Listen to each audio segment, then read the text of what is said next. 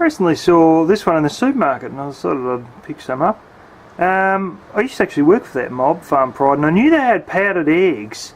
It's the ones that get cracked and all that, and they got this thing that, oh geez, I can't remember the name of it now. Is it the pulper or something like that? Anyway, they throw in the cracked eggs and it sort of gets rid of any sign of shell, and then they send that frozen, I think, and then it gets turned into powdered eggs. But it was only available commercially when I was there, which was 2 years ago when I first moved in here. I was working there about 3 days a week or something. But now, yeah, they've got it available to the public in supermarkets.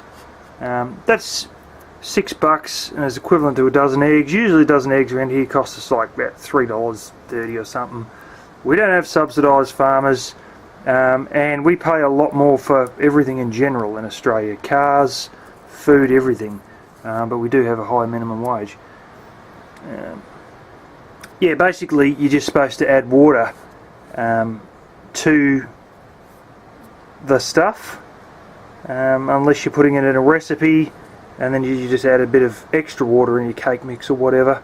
Let's have a look inside here. I can actually open this. Oh, there you go, that's what it looks like. Yeah, the use by date is more than a year and a half away. It's like about 18, no, not 18 months, about 20 months or something. So yeah, you preppers probably already get your hands on this stuff, but it's a good option for off-grid because, you know, like with 20 months or so or more use by date, yeah, if you don't use eggs a lot, it's a good one to have, because of course you don't need to refrigerate this stuff. It doesn't say anything about refrigeration after opening. All it says is that if you do reconstitute the egg mix, then you've got to use that reconstituted stuff within 24 hours. So yeah, it's just one I bought and I thought I would show it to you. The other one that's really good is powdered milk.